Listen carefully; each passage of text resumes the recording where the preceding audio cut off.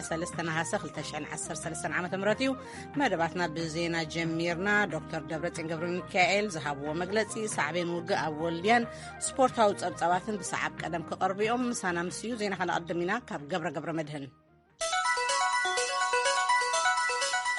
كمسيو زينا كسمعكم መንግስቲ ፌደራል ዘለዎ ኣማራጺ ብመንግስቲ ክልል ትግራይ ዝቐረበ ተኽስጠጦ ናይ ምባል ቅድመ ኩነት ተቐቢሉ ኣብ ልዝብ ምእታው ወይ ድማ ክድምሰስ እዩ ኢሎም ዶክተር ደብረጽዮን ገብረ ሚካኤል ኣብ ትግራይ ፕሬዚዳንት ትግራይ ተባሂሎም ዝጽውዑ ብመንግስቲ ፌደራል ድማ መራሒ ግብረ ሽበራ ተባሂሎም ዝተኸሰሱ ዶክተር ደብረጽዮን ኣብ እዋናዊ ጉዳያት ጠሚቱ ምስ ቴሌቭዥን ትግራይ ኣብ ዝገበርዎ ቃለ መጠይቕ ትግራይ ካብ ወረርቲ ናጻ ናይ ምውፃእን መንግስትነት ድማ ናብ ቦታ ናይ ምምላስ ቃልሲ ዝበዝሕ ተፈጺሙ እዩ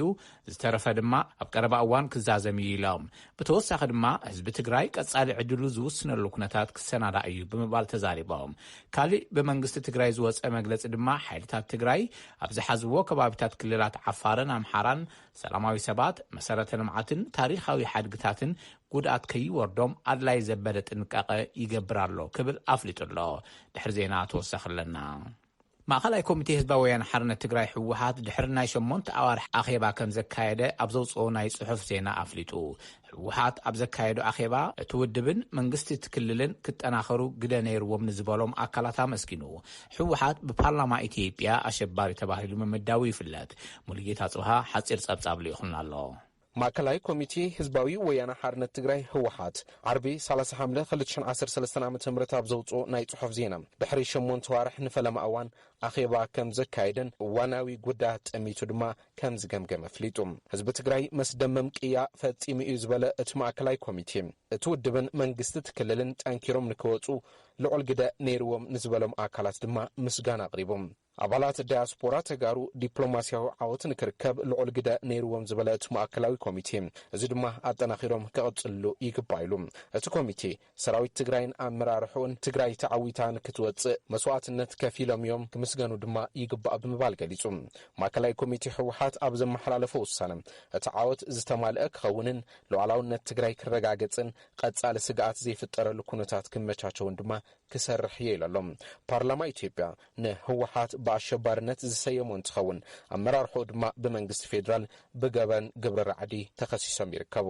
ተወሳኺ ድማ ሕወሓት ኣብ መዋሰኒ ክልላት አምሓራን ዓፋርን ነገር ይጽሕትረሎ ብምባል በመንግስት ኢትዮጵያ እናተኸሰሰ ይርከብ ንድምፂ አሜሪካ ሙልጌታ ጽቡሃ መቐለም ኣብ አዲስ አበባ ሰራዊት መከላኸሊ ኢትዮጵያ ዝድግፍ ሰልፊ ትማል ከም ዝተኻየደ ተፈሊጡ ኣብቲ ነበርቲ ወረዳታት ፍንፍኔ ኦሮሚያ ዝተፈላለዩ ወረዳታት ዝተሳተፍሉ ሰልፊ ኣብ ልዕሊ ኢትዮጵያ ይፍጸም ዘሎ ኢፍትሓዊ ጣልቃ ምትእትታው ንዝበልዎ ንምቅዋም ከም ዝኾነ ምክትል ከንቲባታ ከተማ አዳነች አቤቤ ተዛሪበን ትብል ነቲ ሰልፊ ዝተኸታተለት ወኪልና ፀሐይ ዳምጠው በትረ ስልጣን ተርጉሙ ቀርቦ እዩ ኣብቲ ንሰራዊት ኢትዮጵያ ንምድጋፍን ሕወሓት ንምቅዋምን ተባሂሉ ኣብ መስቀል ኣደባባይ ዝወፀ ልዕሊ 50,000 ህዝቢ ከም ዝተሳተፈ እቲ ዜና ይገልጽ ኣብቲ ሰልፊ መደረ ዘስማዓ ምክትል ከንቲባ እታ ከተማ አዳነች አቤቤ ኢትዮጵያ ንሰላም ቀዳምነት ትህብ እያ ኢለን ኢትዮጵያ ንዘመሓድራ መንግስቲ መሪፃ እያ ዝበልኣተን ምክትል ከንቲባ ብህዝቢ ኢትዮጵያ ዝተወገደ ኣካል ናብ ስልጣን ክምለስ ናይ ወፃኢ ሓይልታት ይሰርሑ ኣለዉ ብምባል እውን ነቒፈን ዓለም አቀፍ ማህበረሰብን ሁሉ ንዝተፈላለዩ ዓለም ለኸ ትካላትን ማሕበረሰብ ዓለምን ከምዚ ክንብሎም ንደሊ ዝበልኣተን ምክትል ከንቲባ ኢትዮጵያውያን ተቃሊሶም ንዘውደቕዎ ጉጅለ ሽብር ኢለን ዝገልጽኦ ሕወሓት ካብ ዝሞተሉ ንምትንሳእ ዝግበር ጻዕሪ ንቃወሚና ቀይሕ መስመርና ኣይትሕለፉ ንብሎም ኢለን እተን ምክትል ከንቲባ ኣብቲ መድረኽ መደረ ዘስምዑ ፕሬዚደንት ክልል ኦሮሚያ ሽመልስ አብዲሳ በወገኖም ሕወሓት ከፋፊሉ ንኢትዮጵያውያን ክጻዕኖም ኣይኽእልን ኢሎም ቲፒኤልኤፍ ዳግም በከፋፍለ ግዛ ፈሊጡ ኢትዮጵያኖች ላይ ሊጫን አይችልም ቲፒኤልኤፍ ብከፋፊል ካብ ግዛእ ክእለቱ ንኢትዮጵያውያን ክጻዕኖም ኣይኽእልን ደጊሙ ንኢትዮጵያውያን ትሕት ኣየብልን ንኢትዮጵያ ኣየንበርክኻን ክንቃለሲና ኣድላይ ዘበለ መስዋዕትነት ክንከፍል ኢና ኢሎም ፕሬዚደንት ክልል ኦሮሚያ አቶ ሽመልስ አብዲሳ ኣብቲ ሰልፊ ብሽም ተጠቂሶም ዝተወቕሱ ኣካላት ማሕበረሰብ ዓለም ኣይነበሩን ኣብ ዝቐረባ ኣብ ኢትዮጵያ መገሻ ዝፈጸመ ሓላፊት ረድኤት ስግር ባሕሪ ዩናይትድ ስቴትስ USAID ሳማንታ ፓወር ኣብ ኢትዮጵያ ብመንጽር ዘሎ ውግእ ዩናይትድ ስቴትስ ጸግዒ ከም ዘይትሕዝ ምግላጸን ዝዝከር እዩ ሳማንታ ፓወር ኣብ ዝሃቦ መግለጺ ምስ መንግስቲ ኢትዮጵያ ዘሎና ጽምዶ ኣብ ዝተፈላለዩ ዘፈራት ንክምስረት ድልየትና ምዃኑ ህዝብታት ኢትዮጵያ ክርዳልና ንደሊ ኢና ከም ዝበላ እውን እቲ ዜና ይሕብር። መራሕቲ ህወሓት ብወገኖም ኣብ ውግእ ተጸሚዶም ዘለዉ መሰሎም ብቓልሶም ንኸረጋግጹ ከም ዝኾነ ሓይልታት ፌደራል መንግስቲ ንትግራይ ስግኣት ካብ ምዃን ንኸብቅዑ ዘኽእል ስራሕ ምፍጻምና ክንቅጽል ኢና ኢሎም ደጋጊሞም ከም ዝተዛረቡ እውን ዝፍለጥ እዩ ይበል እቲ ዜና። ፓርላማ ኢትዮጵያ ንሕወሓት ጉጅለ ራዕዲ ኢሉ ከም ዝሰመዮ ዝዝከር እዩ ትብል ወኪልና ፀሓይ ዳምጠው ዝለኣኸቶ ሪፖርት። ናይ ሕቡራት መንግስታት ፕሮግራም ምግቢ ዓለም ዋላ እኳ ሓያሉ ፈተናታት እንተጋጥሙ እውን ኣብ ክፋላት ሰሜን ምዕራብን ደቡብን ትግራይን ኣብ ሰነን ሓምለን ኣብ ካልኣይ ዙርያ ንልዕሊ 1 ሚልዮን ሰባት ምግቢ ከም ዘከፋፈለ ገሊጹ። ብሰንኪ ከቢድ ሕፅረት ምግቢ፣ ገንዘብ፣ ነዳድን ዝሰርሕ ቴሌኮሙኒኬሽንን ፕሮግራም ምግቢ ዓለም ኣብ ኣፍ ደገ ዓጽቦ ዝርከቡ ሓዊሱ ንሓደጋ ካብ ዝተቃልዑ ናብቶም ፍርቂ ጥራሕ ከም ዝበጽሐ ገሊጹ ኣሎ። ፕሮግራም ምግቢ ዓለም ካብ ነሓሰ ጀሚሩ 2.1 ሚልዮን ሰባት ክሕግዝ ዓሊሙ ይንቀሳቐስ ኣሎ። እንተወሓደ 6,000 ሜትሪክ ቶን ምግቢ በብሰሙኑ የድሊ ይብል። ብሰንኪ ጸገም ጸጥታን ድሩትነት ምንቅስቓስን እቲ ዘድሊ ኣብ ቀረባ ሰሙናት ከግዕዛ ኣይከኣለን። ኣብ ክልል ትግራይን ኣብ ካልኦት ከባቢታት ሰሜን ኢትዮጵያን ብዝቐጸለ ውግእ ተወሰኽቲ ሰባት ካብ መረበቶም ይሃድቡ ከም ዘለውን ኣብ ደቡብ ምብራቕ ሱዳን ተዓቂቦም ዝርከቡ ኢትዮጵያውያን ስደተኛታት ኣብ ሕማቕ ኩነታት ከም ዝርከቡን ዓለም ለኸ ኮሚቴ ቀይሕ መስቀል ገሊጹ። ምግቢ ጽሩይ ዝተማይ መጽለልን ጽርየትን ሕጽረት ኣሎ። ብሕጽረት ኣመጋግባን ሕማማትን ዝሳቀዩ ሰባት በዝሖም እናወሰኸ ይኸይድ ኣሎ ይብሎ ቀይሕ መስቀል።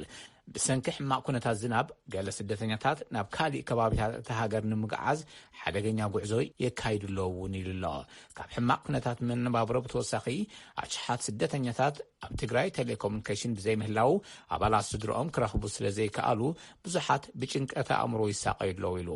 ኣብ ትግራይ እቲ ቅልውላው ካብ ዝጅምር ዓለም ለኸ ኮሚቴ ቀይሕ መስቀል ንኣስታት 22,200 ኣብ መንጎ ስደተኛታትን ካልኦት ኣባላት ስድራን ዕውት ናይ ስልኪ ርክብ ፈጢሩሎም ኣሎ። ግን ልዕሊ 20,000 ዘይዕውት ናይ ስልኪ ርክብ ፈተነ ገይሩሎ። ኢትዮጵያ ሱዳን ንኩናት ትግራይ ክትሽምግል ንዝወሰደቶ ተበግሶ ድሕሪ ምንጻጋ ሱዳን ኣምባሳደራ ካብ ኢትዮጵያ ምጽዋዓ ትማል ሰንበት ኣፍሊጣ። ናይ ሱዳን ሚኒስተር ጉዳያት ወጻኢ ዘውፅኦ መግለጺ ርክባት ክልቲአን ጎረባብቲ ሃገራት እናተሸርሸረ ምምጽኡ ዘመልክት እዩ። እቲ ወጥሪ ዝጀመረ ሰበስልጣን ኢትዮጵያ ንናይ ትግራይ ግጭት ተበሊጾም ወታደራት ሱዳን ናብ ኢትዮጵያ ኣትዮም ኢሎም ድሕሪ ምኽሳሶም እዩ። ወታደራት ሱዳን ናብቲ ቅድሚ ኩናት ትግራይ ዝነበረሉ ትሕዝቶ ክምለሱ ሰበስልጣን ኢትዮጵያ ይጽውዑ ይብል ጸብጻብ ሮይተርስ። ብዛዕባ እዚ ኣብ ኣዲስ ኣበባ ንጋዜጠኛታት ዝተዛረባ ኣብ ቤት ጽሕፈት ቀዳማይ ሚኒስተር ሓላፊት ክፍሊ ፕሬስ ብለነሲዮ ምስ ገለ መራሕቲ ሱዳን ዘለና ምትእምማን ተሸርሽሩ እዩ ኢለን። The relationship with Sudan at this point is a little bit tricky because the level of trust with some leaders has already been eroded. ኣብዚ እዋን እዚ ምስ ሱዳን ዘለና ርክብ ኣጸጋምን ጥንቃቐ ዝሓትትን እዩ። ምክንያቱ ምስ ገለ መራሕቲ ዘለና ናይ ምትእማን ደረጃ ተሸርሽሩ ኣሎ። ብፍላይ ድማ ሰራዊት ሱዳን ኣብ ደቡብ ኢትዮጵያ ብዘካይዱ ወራር ዝተኣሳሰረ እምነት ድማ ንዝኾነ ይኹን ሽምግልና ወይ ድርድር መሰረት እዩ። ስለዚ ሱዳን ከምዚ ዝበለ ድርድር ንምምችቻው እትኽእል እምንቲ ሃገር ኮይና ክትረአ መጀመርያ እቲ ጉዳይ ክፍትሕ ኣለዎ እየን ኢለን። ላዕለዎት ሰበስልጣን ሶማልያን ኬንያን ብሰንበት ድሕሪ ዘካየድዎ ርክብ ሓርፊፉ ጸንሐ ዝምድና ክልቲአን ሃገራት ይመሓየሽ ከም ዘሎ ተገሊጹ። መሐመድ ካህዬ ካብ ሞቃዲሾ ንዝለኣኸ ጸብጻብ ኣብርሃም ተስፋልኡል ተርጊምዎ ኣሎ። መን ኣብ ወርቂ ከተቕርቦ እያ። በሚኒስትር ወጻኢ ጉዳያት ኬንያ ሬቸል እማሞ ዝምራሕ ልኡኽ መንግስቲ ኬንያ ምስ ቀዳማይ ሚኒስትር ሶማል መሐመድ ሑሰን ሮቤል ተራኺቡ ዘትዩ ድሕሪ ትርክብ ካብ ቤት ጽሕፈት ቀዳማይ ሚኒስትር ዝወፀ ጋዜጣዊ መግለጺ ከም ዘመልክቶ እቶም መራሕቲ ኣብ መንጎተን ክልተ ሃገራት ሓርፊፉ ንዝጸንሐ ዝምድና ብምዕራይ ኣብ መዳያት ዲፕሎማስን ንግድን ጸጥታን ክተሓጋገዙ ተሰማሚዖም። ፕሬዚደንት ኬንያ ኡሁሩ ኬንያታ ንቀዳማይ ሚኒስትር ሶማል ንሃገሮም ክበጽሑ ዕድመ ከም ዝለኣኽሎም እውን ተፈሊጡሎም።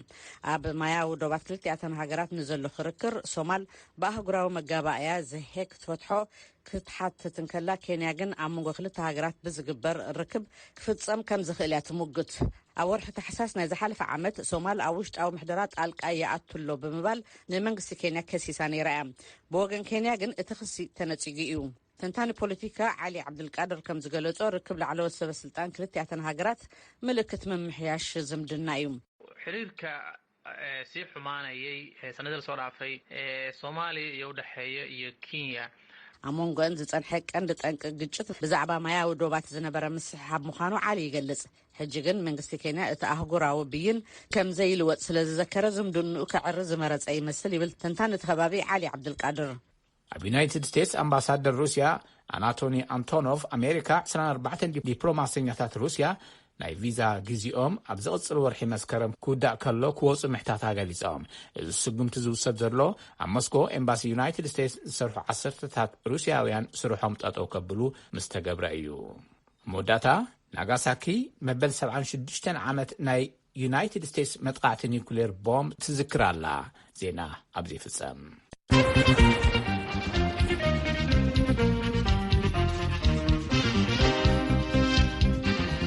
ነመስግነካ ገብረ። ዜና ናብ ዘለዉ ምድላዋትና ክንሓልፍ ፈለማ ንሪኦ። መንግስቲ ፌደራል ዘለዎ ኣማራጺ ብመንግስቲ ክልል ትግራይ ዝበልዎ ፌደራል መንግስቲ ግን ፈሪሱ እዩ ዝበሎ ኣካል ዝቐረበት ተኽሱ ጠጠው ናይ ምባል ቅድመ ኩነት ተቐቢሉ ኣብ ልዝብ ምእታው ወይ ድማ ክድምሰስ ኢሎም ዶክተር ደብረጽዮን ገብረ ሚካኤል ኣብ እዋናዊ ጉዳያት ጠሚቱ ምስ ቴሌቭዥን ትግራይ ቃለ መጠይቕ ዝገበሩ ዶክተር ደብረጽዮን ህዝቢ ትግራይ ቀጻሊ ዕድሉ ዝውስነሉ ኩነታት ክሰናዳ ኢሎም ኣለዉ። ሙልጌታ ጽባሃ ተወሳኺ ኣለዎ።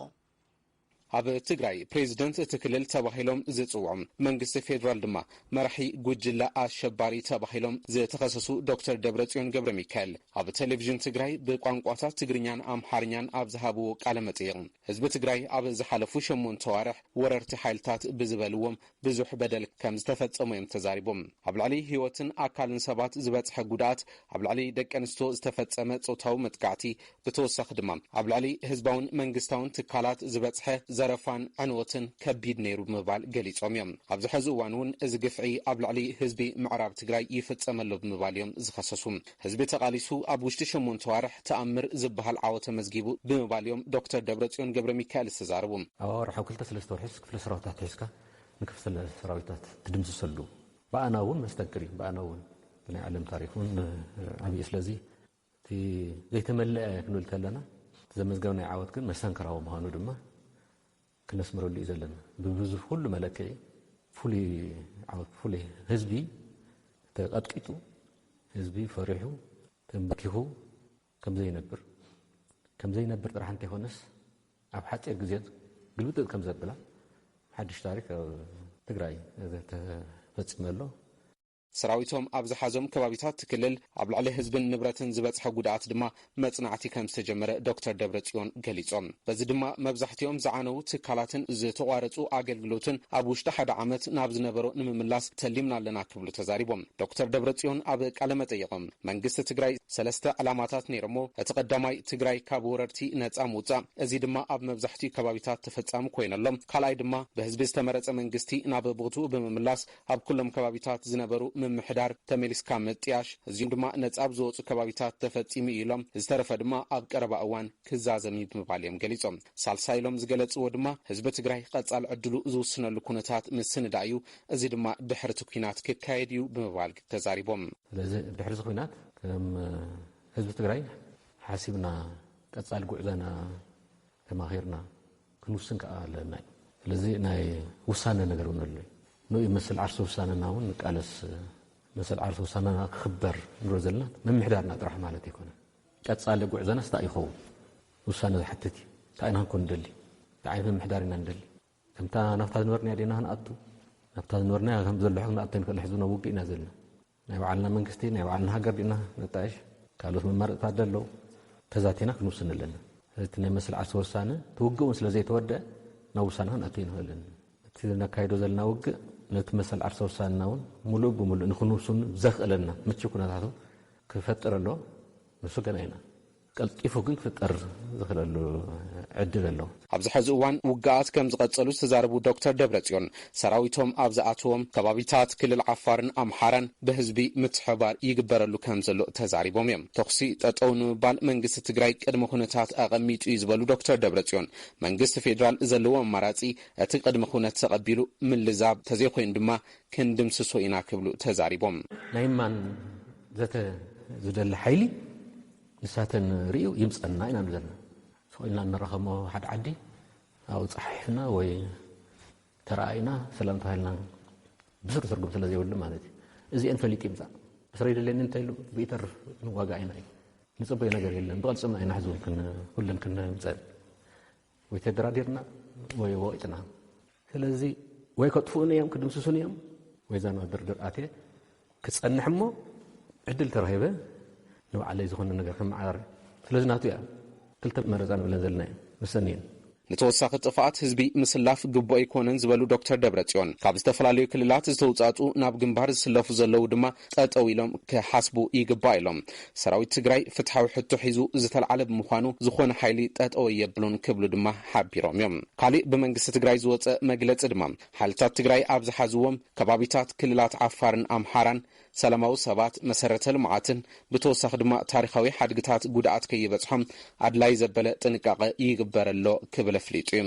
ኣብዚ ጉዳይ ካብ መንግስቲ ፌደራል መልሲ ንምርካብ ኣብ ክልል ትግራይ ግልጋሎት ስልክን ኢንተርኔትን ብዘይ ምህላው ኣይከኣልኩን ኮይኑ ግና ኣብ ዝሓለፈ ሰሙን ሚኒስተር ጉዳያት ወጻኢ ኢትዮጵያ ተግባር ሕወሓት ንትዕግስቲ ፌደራል መንግስቲ ከም ዝፈተኑን ካብ ምክልኻል ናብ ምጥቃዕ ንክሰጋገር ይደፍኦ ከም ዘሎ ኣጠንቂቑ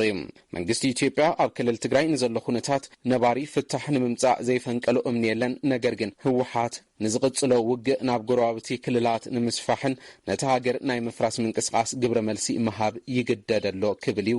ሚኒስተር ጉዳያት ወጻኢ ኢትዮጵያ ዝገለጸ መንግስቲ ክልል ኣምሓራ ድማ ኣሸባሪ ኢሉ ብዝጸውዖ ሕወሓት ወረራ ከም ዝተፈጸመሉ እዚ ድማ ንምምካት ናይ ህልውና ወፍሪ ህዝቢ ክኸትት ይግባእ ብምባል ጻውዒት ኣቕሪቡ ኣብ ጉዳይ ትግራይ ኣብ ዝሓለፈ ሰሙን መግለፂ ዝሃበ ቤት ጽሕፈት ጉዳይ ወጻኢ መንግስቲ ኣሜሪካ ኣብ ትግራይ ዘሎ ቅልውላው ብልዝብ ክፍታሕ ይግባእ ብተወሳኺ ድማ ሓይልታት ኤርትራ ካብ ትግራይ ሙሉእ ብምሉእ ክወፁ ይግባእ ሓይልታት ኣምሓራ ካብ ምዕራብ ትግራይ ሓይልታት ትግራይ ድማ ካብ ዓፋርን ኣምሓራን ዝሓዝዎም ከባቢታት ክወፁ ይግባእ ምባሉ ይፍለጥ ንድምፂ ኣሜሪካ ሙልጌታ ጽብሃም መቐለም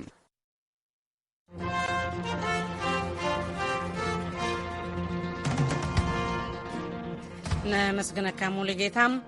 ኣብ ክልል ኣምሓራ ወልድያን ከባቢኣን ይካየድ ብዘሎ ውግእ ሰላማውያን ሰባት ከባቢኦም ገዲፎም ይወፁ ምህላዎም ተገሊጹ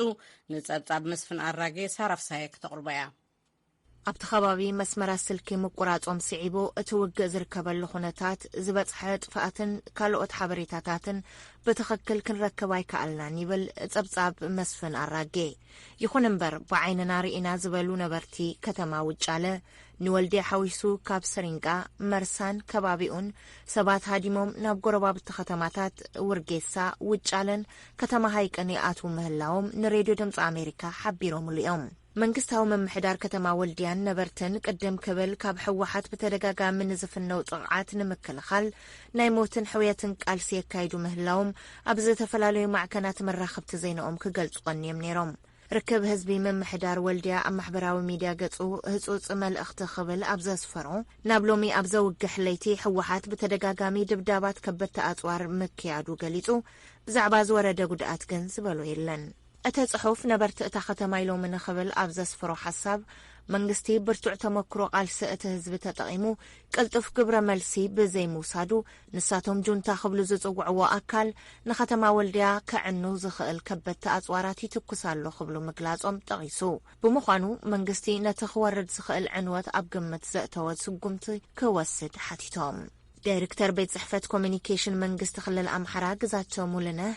ንውሕዳት ደቃይቕ ምስ ቪኦኤ ኣብ ዝገበርዎ ቃለ ምሕተት ሕወሓት ይወርዶ ብዘሎ ስዕረት ተስፋ ቆሪጹ ኣብ ወልድያ ኣብ ልዕሊ ንጹሃን ሰባት ጥቃት ፈጺሙ ኢሎም ሲቪሊያን ላይ ጥቃት ፈጽሟል መድፍ በህዝቡ ላይ ተኩሷል ባለን መረጃ ከዛ በተደገረን መሰረት ኣብ ልዕሊ ሲቪል ህዝቢ ጥቃት ፈጺሙ እዩ መድፍዕ ኣብ ህዝቢ ተኪስ እዩ ዝበጽሐና ሓበሬታ ከም ዘመላኽቶ እቲ ሓደ ኣብ ጫፍ መውፅእ እታ ከተማ ኣብ ዝርከቡ መንበር ገዛውቲ ውልቀ ሰባት ተተኪሱ እቲ ካልእ ድማ ትካላት መንግስቲ ንምውቃዕ እዩ ዕላማ ገይሩ ነይሩ ኣይተሳኽዕን እምበር ስታድየምን ኣብቲ ከባቢ ዝርከቡ ትካላት መንግስትን ህዝብን ንምጥፋእ ዝዓለመ እዩ ነይሩ ናይ ውልቀ ሰባት ሃብትን ንብረትን ኣዕንዩ እዩ ንጹሃን ሰባት እውን ግዳያት ኮይኖም እዮም ዝርዝሩ ግን ምስ በጽሐና ክንገልጾ ኢና እዮም ዝበሉ ብኻልእ ወገን ኣቦ መንበር ሕወሓት ደብረጽዮን ገብረ ሚካኤል ኣብ ዘሕለፍዎ መልእኽቲ ኣብ ክልላት ኣምሓራን ዓፋርን ሰራዊቶም ከም ዝርከብ ኣሚኖም መንግስቲ ኣብዚ ሰዓት ካብተን ክልተ ኣማራጽታት እቲ ዝሓሸ ዝመርጸሉ ኢሎም ወይ ዘቕረብዎ ቅድመ ኩነት ተቐቢሉ ምቁራጽ ተጻብኦ ምግባር ወይ እውን ክድምሰስ እዩ ኢሎም ይብል ጸብጻብ መስፍን ኣራጌ بتمساسالي ريبورترنا ملقيتا أصبحا كم مقالة أبزل أخو صبصاب نبعلوم منقسة تقراي نابلو زوغو حيلتات زهابو مقلت 5 حبرو حيلتاتهم أبز حزوهم كللات عفارن أمحران زركبو سلاموين سبات مسارة لمعتن تاريخا وحد قتاتن قدات نخيبتهم أدلايت أنقاقي قبرالو مبالوم صبصيبو بيت صحفة مختل قدماي مينستر أب محبرا وقتو أبز سفرو ملأختي مختل قدماي مينستر قدات وزان دمق مكنن الشباري النابلة تصحف تصوعو حوحات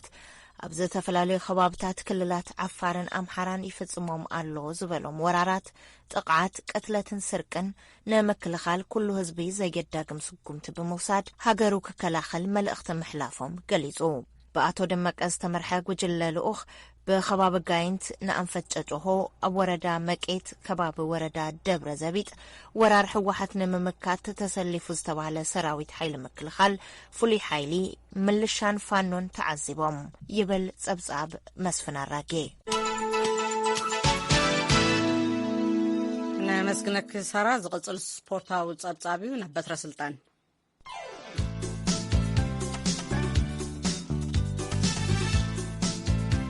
كما يقدمهم سبورتاوي زناتات نسمعكم نقاستات 3 سومونات زتغاد أولمبيك طوكيو 2020 تمال تزازيمو صدقة ميداليات كنحبركم يونايتد ستيتس بأورقتن ببزحن ميداليات تعواتي تكوين الله أو نايلومي ودرات أولمبيك 39 أورقتي 213 حفشاوي ميداليات وسيدة قداميتي تشاينا 38 أورقتي 88 دمر ميداليات بموساد كالاي أتانا قريت هاجر جابان 27 أورقتن 58 دمر ميداليات رقيبة سالساي عباي بريطانيا روسيا أستراليا نيذرلاند فرنسا جرمن إيطاليان كابراب عيكساب عصراي تسرعنا الله ولا حنتي هاجر أفريقيا عبزي 10 هاجرات زلو أي تقسان كاب هاجرات أفريقيا كينيا 4 أورقتي 4 برورون كلتنا حسن بموساد مبل 19 كاب عالم قداميتي كاب أفريقيا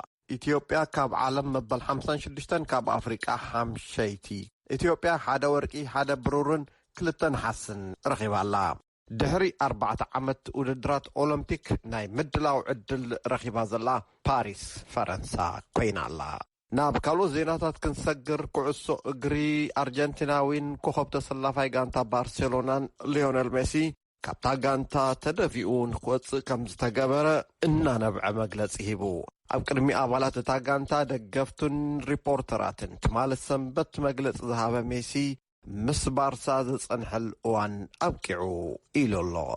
غانتا بارسيلونا زحالف سون أبزرقحتهم مقلسي أمبل غانتا بارسيلونا ميسي بسنكي فاينانساون قرصاون حلخلاخات كنفانو إينا كمزبالة زينا يحبر ميسي كساب كاب كعسو أجريز السنابت مس بارسيلونا كسأنح بزنبرو الدليت لتوساغي 5 عمتات ولا ون مهيونا كيو كونترات كفرارم قروب كم دنبرا تقيسو انتغونا حدا 1.3 بليون باوند عدا زتخمرا غانتا بارسيلونا بمسارات ممرحتات لاليغا كتفتصمو خمزي تخل لميسي بزخوانا مقد حيزاتو تقتصل زنبرا الدلات عصو كوينوا كمزلو تقيسا ميسي بوغانو 500 مهايي نكيون ناتو كونترات كفرم انتبالكو كسمعني ويكعاق عوات ايكالن بلا غانا ايفرمان نمبر قصالي قعزو مس فرنساويت غانتا باريس سان جيرمان كمزغانا من جتات سبورت قليصو مالو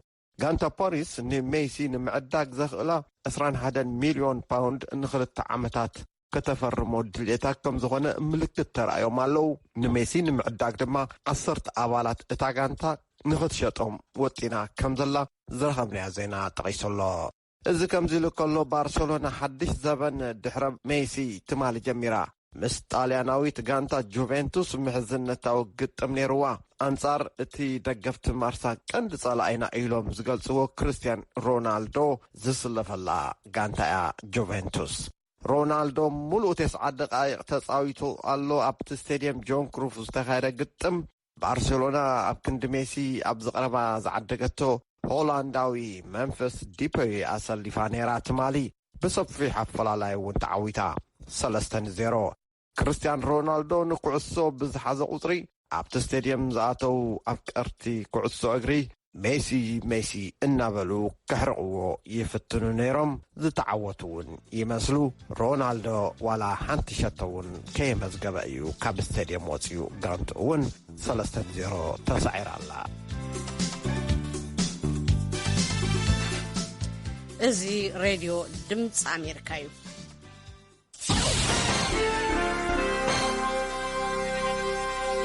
ሰማዕትና ቀፂሉ መርገጽ መንግስቲ ዩናይትድ ስቴትስ ዘንጸባርቕ ርእሲ አንቀጽ ክንበብ እዩ። ኣዝዩ ብዘደንቕን ንድሕሪት ምምላስን ምግናን ውልቀ መለኽትን ንዓብለለ ክመጽእ ከሎ ይብላ ኣመሓዳሪት ዓለም ለኸ ትካላት ልምዓት ዩናይትድ ስቴትስ ወይ ድማ USAID ሰማንታ ፓወር ስርዓት ዴሞክራሲ ህዝብታት ብብቕዓት ኣመሓዲሩ ርኡይ ለውጢ ዘምጽእ ምዃኑ ብግልጽን ብዘየማትእን መልክዑ ክነርኦም ይግባእ ኢለን ክብል እዩ እቲ ርእሲ ዓንቀጽ ሓተቱ ዝጀመረ። ውልቀ መለኽቲ ስራሕቶም ብዝግባእ ምፍጻሞምን